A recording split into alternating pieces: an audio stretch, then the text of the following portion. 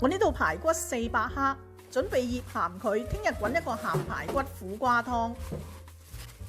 排骨唔需要洗，用廚房紙咧輕輕印下佢，等佢更加乾身。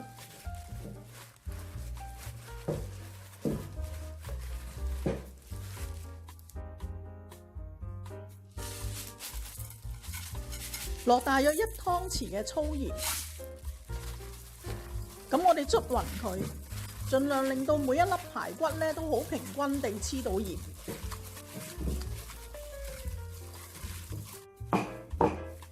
Hello， 大家好，咁呢個排骨咧我就醃咗佢1晚，最少咧要醃佢8個鐘，如果唔係唔夠鹹嘅。我今日咧就愛嚟煮一個咧鹹排骨苦瓜湯。咁呢個湯咧就下火燒脂啦，同埋清熱解毒嘅，好有好處嘅。煮呢個湯嘅排骨咧係唔需要出水，咁如果你覺得佢鹹咧，可以浸佢一陣嘅，洗乾淨就得㗎啦。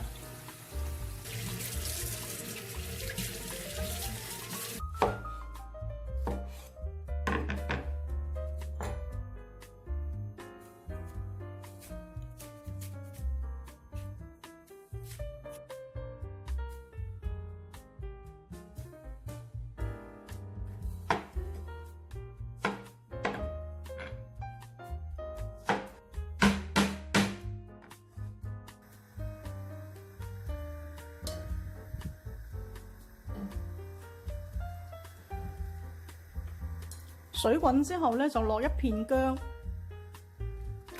落呢個排骨。呢個排骨咧，我就唔中意煮佢好耐嘅。如果你中意煲老火湯啊，嗰啲煲1-2個鐘都冇問題嘅。咁我就會煲佢45分鐘。水滾之後咧，煲5分鐘，然後轉小火煲40分鐘。如果呢個苦瓜你中意好腍嘅，你可以同埋啲排骨一齊煲。但係我就唔中意咁腍，我會最後10分鐘先落嘅。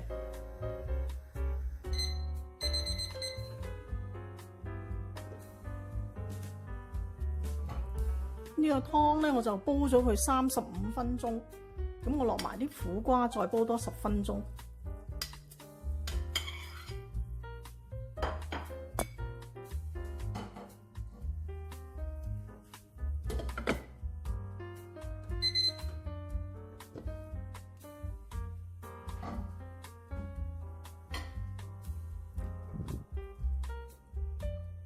試一試味，呢個排骨咧佢本身鹹嘅，咁如果夠味咧就唔使加鹽㗎喇。